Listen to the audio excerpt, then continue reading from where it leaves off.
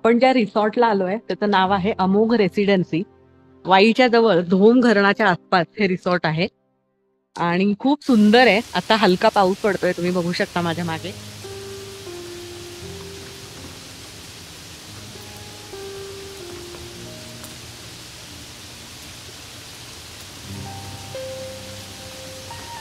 वाई धोम रस्त्यावर वाईपासून अगदी 3-3.5 किलोमीटरवर अतिशय निसर्गरम्य परिसरात असणाऱ्या पसरणी गावात हे रिसॉर्ट आहे.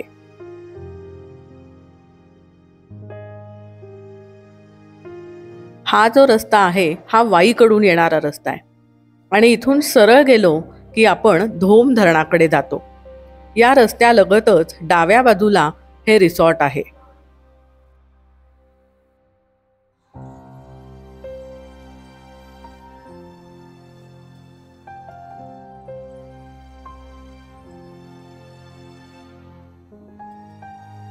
प्रसिद्ध उद्योगपती बी.जी. शिर्के आणि लोकशाहीर साबळे यांची पसरणी ही जन्मभूमी.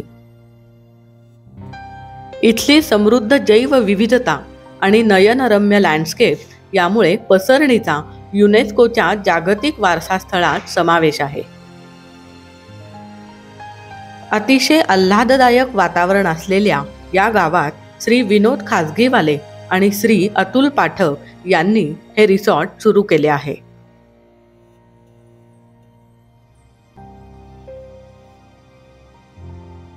हवा, उजेड याचा योग्य तो विचार करून बांधलेल्या या छोट्याशा टुमदार रिसॉर्टमध्ये प्रवेश करताच इथला नीटनेटकेपणा आणि जाणीवपूर्वक राखलेली हिरवाई यामुळे मन प्रसन्न होते.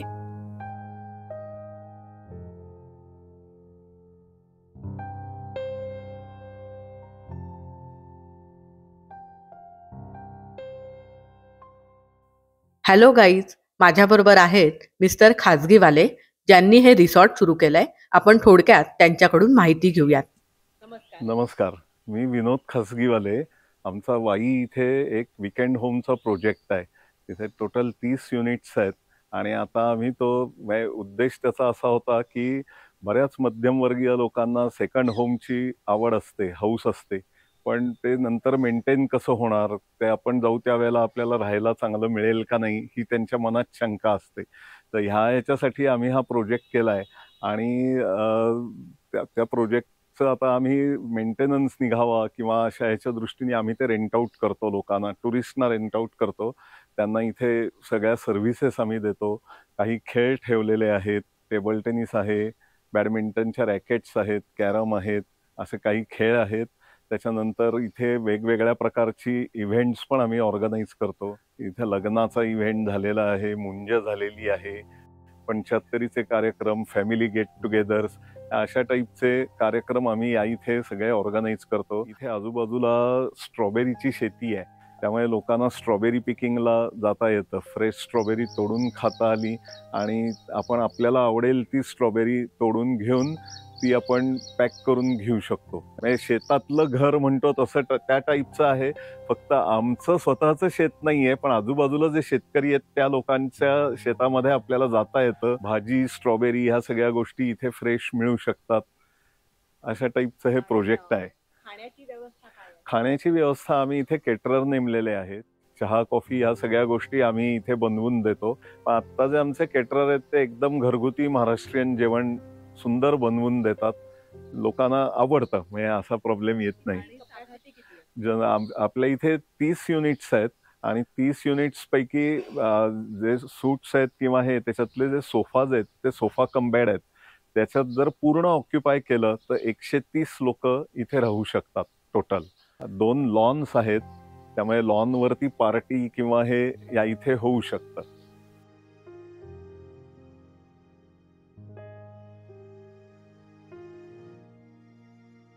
या ना, तुम्हाला मी पार्किंग आणि कुठे आम्ही जेवणाची व्यवस्था करतो काय ते दाखवतो. हे या इथे टेबल्स मांडली आहेत. ह्या पार्किंग एरियामध्ये आम्ही पावसाळ्याच्या दिवसात किंवा दुपारच्या वेळेला बुफे मांडतो. त्याच्यानंतर ह्या बाजूला हे संपूर्ण मोठं पार्किंग सलग आहे. ह्या पार्किंग मध्ये सुद्धा टेबल्स मांडतो आम्ही. आणि बाहेर लॉन आहे हा. तर लॉनच्या याच्यात संध्याकाळ समय डिनर किंवा काही फंक्शन्स असतील हा. तर ते सगळे कार्यक्रम आम्ही ह्या लॉनवरती लॉनवर घेतो. जेवणाची व्यवस्था करतो. त्याच्यात लॉनवरतीच एक स्टेज पण आहे, हा. त्यामुळे स्टेजवरती काही कार्यक्रम करायचा असेल तर तो कार्यक्रम तिथे करून इथे खुर्च्या मांडून कार्यक्रम बर. होऊ शकतो. ओके. आपल्याकडे या इथे साधारण 25 ते 30 कार पार्किंगची व्यवस्था आहे. म्हणजे ओके. तेवढ्या कार आपल्या ह्याच्यात आतमध्ये प्रिमायसेस मध्ये राहू शकतात. प्लस बाहेर जवळजवळ 7-8 गाड्या आपल्याच एरियामध्ये राहू शकतात. साधारण 35 गाड्यांपर्यंत आपल्या इथे पार्किंगची व्यवस्था आहे. त्यामुळे इतकी 130 लोक आली तरी तेवढ्या कार आपल्या इथे राहू शकतात. ओके. मी तुम्हाला रूम्सही दाखवतो म्हणजे अंदाजे. येस.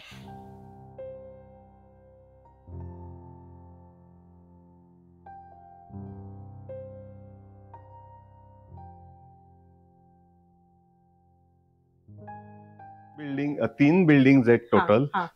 प्रत्येक फ्लोअरवर 5-5 युनिट्स आहेत आणि त्यातल्या 2 बिल्डिंग आहेत त्या पार्किंग +2 आहेत आणि एक बिल्डिंग आहे ती ग्राउंड +1 आहे. आणि आपल्या इथल्या ग्राउंड फ्लोअरच्या बिल्डिंग मध्ये व्हीलचेअर वरती असलेला माणूस सुद्धा आतमध्ये राहायला येऊ शकतो अशी आपण व्यवस्था ठेवली. आणि हे रिसॉर्ट पेट फ्रेंडली आहे? पेट फ्रेंडली नाहीये. एक्स्ट्रीमली सॉरी, तेवढं फक्त नाहीये. लोकांचे प्रश्न असतात की हे पेट फ्रेंडली आहे का? नाही, पेट फ्रेंडली नाहीये, तेवढं नाहीये.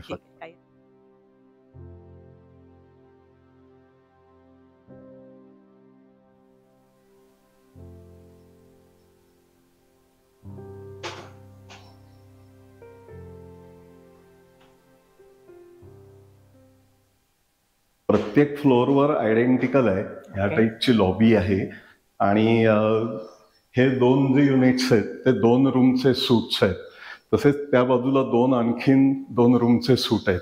आणि एक रूम जी आहे ती सिंगल रूम आहे. हा, या तुम्हाला सूट कसं आहे ते दाखवतो.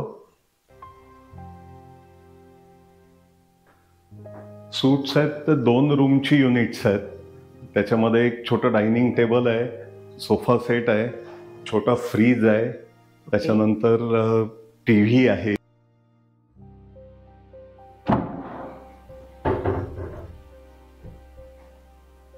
इथे बेसिन आहे, टॉयलेट ब्लॉक आहे आणि बेडरूम आहे. आपल्या इथे जे सोफाज आहेत ते सोफा कम बेड आहेत. म्हणजे आतमध्ये बेडवर 2 जण आणि बाहेर लिव्हिंग रूम मध्ये 3 जण असे एका रूम मध्ये एक संपूर्ण फॅमिली अकोमोडेट करू शकते. ओके. तुम्ही सोफाज बघितलेत ते ओपन केले तर ह्याप्रमाणे सोफा कम बेड होऊ शकतात. आणि आपल्या साईटला चारी बाजूला फक्त शेती आहे, त्यामुळे चारी बाजूला भरपूर ग्रीनरी आहे.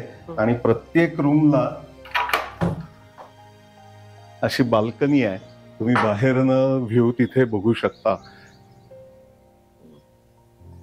आता हा बाहेरचा जर व्ह्यू बघितला तर तुमच्या मागच्या बाजूला बंद डोंगररांग दिसते, तो महाबळेश्वरला जाणारा पसरणीचा घाट आहे. आणि इकडे समोरच्या बाजूला आता सगळे ढग दिसत आहेत त्याच्यावर, पण तो जो आहे तो पांडवगड आहे.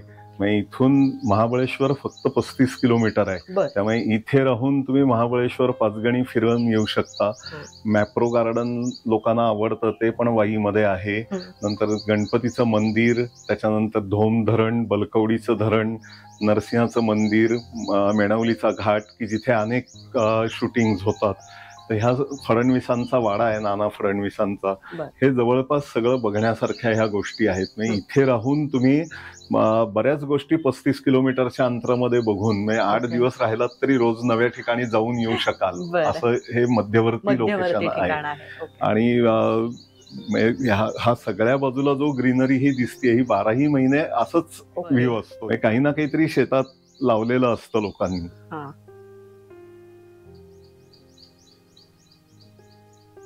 इथे यायच्या दृष्टीने एसटीनी समजा आलात, पार्किंगचं तर मी सांगितलं आपल्याकडे भरपूर पार्किंग आहे, पण एसटीनी आलं तर इथे रिक्षा किंवा हे मिळतं.